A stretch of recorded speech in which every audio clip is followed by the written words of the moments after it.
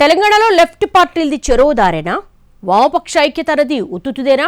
ఒకే భావజాలం ఉన్న రెండు పార్టీలు ఇప్పుడు వేరువేరు మార్గాల్లో ప్రయాణించాలని డిసైడ్ అయ్యాయా? ఉత్తర దక్షిణాలుగా ఉండే రెండు పార్టీల్లో చెరొకరితో కలిసి నడవాలని ఎర్రనలు ఫిక్స్ అయినట్టేనా? ఎర్ర జెండాలు ఎందుకు కలిసి సాగడానికి ఇష్టపడటం లేదు? తెలంగాణ రాజకీయాల్లో వామపక్ష పార్టీల మధ్య వ్యూహాత్మక భేదాలు ఇప్పుడు హాట్ టాపిక్గా మారాయి. ఒకవైపు సిపిఐ కాంగ్రెస్ కూటమిలో ఉంటూ ప్రభుత్వానికి, అధికార పక్షానికి దిశానిర్దేశం చేసే ప్రయత్నం చేస్తోంది.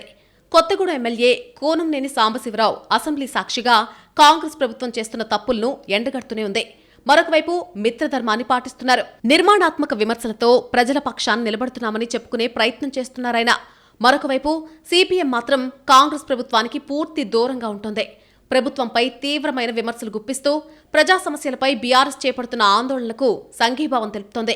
ముఖ్యంగా వామపక్షాలకు కంచుకోట లాంటి ఖమ్మం, ఇతర కీలక ప్రాంతాల్లో బీఆర్ఎస్తో కలిసి పనిచేయడం, మున్సిపల్ ఎన్నికల్లో కాంగ్రెస్కు దూరంగా జరగడం చూస్తుంటే తెలంగాణ రాజకీయాల్లో వామపక్షాలు చెరోదారి పట్టుకున్నట్టుగా కనిపిస్తుందని అంటున్నారు పరిశీలకులు.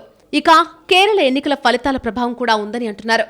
జాతీయ స్థాయిలో కాంగ్రెస్తో పెరిగిన దూరం రాష్ట్ర రాజకీయాలపై కూడా ప్రభావం చూపుతోంది అనేది పొలిటికల్ వాయిస్. ఎర్రన్నలకు పెట్టని కోట లాంటి ఉమ్మడి ఖమ్మం జిల్లాని తీసుకుంటే ఇక్కడ పరిస్థితులు కూడా తేడాగానే కనిపిస్తున్నాయి.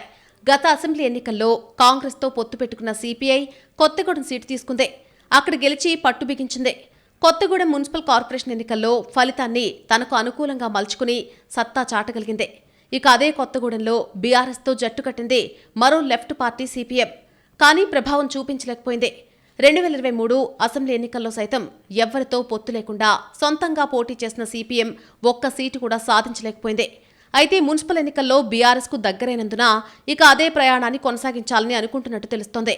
ఆ రకంగా వామపక్షాలు రెండు చెరోదారి ఎంచుకున్నట్టు కనిపించడం ప్రస్తుతం పొలిటికల్ సర్కిల్స్లో హాట్ టాపిక్ అయింది.